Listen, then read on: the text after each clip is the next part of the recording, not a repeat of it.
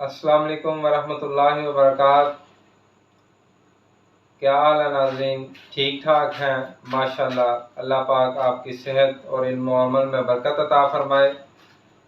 ناظرین، آج کا جو ہمارا موضوع ہے وہ ہے زبان اور ہونٹوں کا پھٹنا۔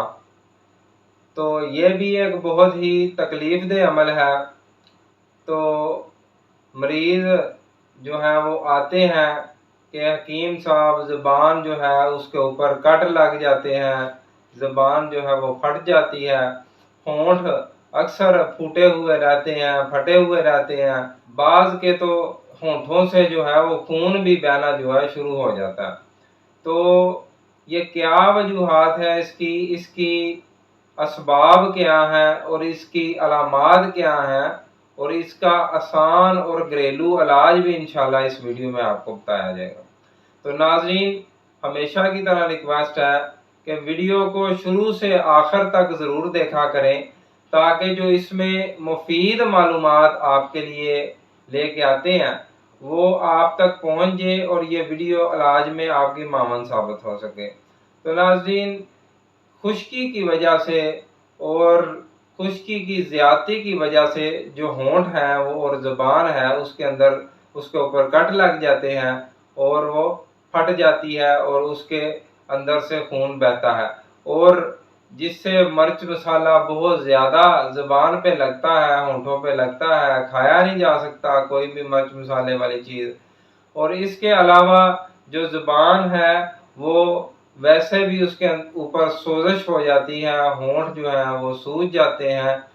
تو یہ بھی بہت ہی تکلیف دہ عمل ہے۔ تو اس مریض کی اگر نبض پر ہاتھ رکھا جائے تو ہوا کی طرح پھولی ہوئی محسوس ہوتی ہے، خشک محسوس ہوتی ہے۔ تو خشکی اس مریض کے اندر بہت زیادہ ہوتی ہے۔ تو اس کا جو زبان کا رنگ ہے وہ بھی بہت سرخ ہوتا ہے، تو اس کے چہرہ جو ہے وہ بھی سرخ ہوتا ہے، اور پیشاب بھی اس کو تیزابی آتا ہے، سرخی مائل جس کا رنگ ہوتا ہے۔ تو اس کے علاوہ یہ تھی ناظرین اس کی علامات۔ اب چلتے ہیں اس کے اسباب اور وجوہات کی طرف۔ تو بادی اشیاء کا ترشی کا کثرت سے استعمال کرنا اور اس کے علاوہ مرچ مسالے والی چیزیں استعمال کرنا، یہ اس کے اسباب میں شامل ہے۔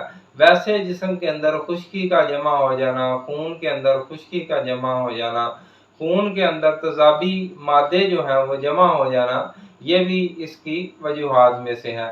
تو ناظرین، اب چلتے ہیں اس کے غذائی اور دوائی علاج کی طرف۔ تو آپ نے اس کا دوائی علاج جو ہے وہ بھی آپ کو بتائیں گے۔ تو پہلے آپ کو اس کا پرہیز بتا دیتے ہیں کہ بادی اشیاء کا اور تیز مرچ مسالے والی اشیاء کا کثرت سے استعمال کرنا، اور ساتھ ساتھ جو فاسٹ فوڈ جو ہے، یہ تمام جو چیزیں ہیں ان کو آپ نے چھوڑ دینا ہے۔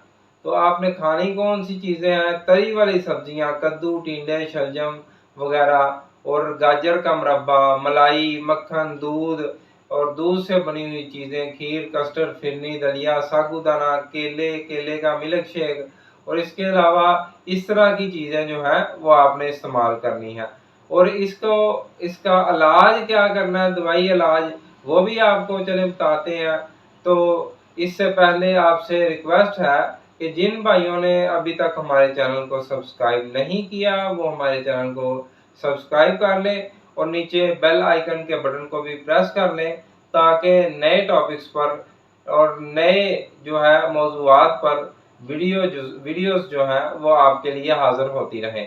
تو ناظرین، چلتے ہیں اس کے علاج کی طرف۔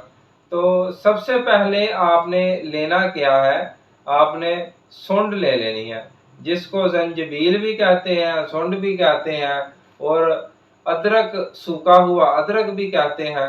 تو یہ آپ نے 50 گرام لے لینا ہے، اور 20 گرام آپ نے لینی ہے ٹھیکری نشادر، اور 10 گرام آپ نے کالی مرچ لے لینی ہے، اور یہ تمام جو اجزاء ہیں ان کا وزن ہو گیا 80 گرام۔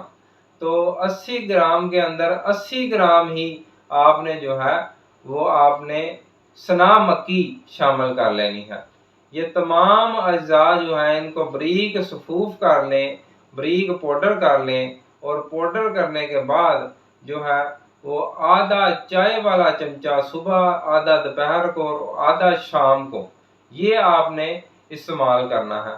और साथ लगाने के लिए होंठ के ऊपर जो है वो आपने देसी घी जो है घर का बना हुआ वो होंठों के ऊपर लगाएं, सुबह दोपहर शाम 3 मरतबा।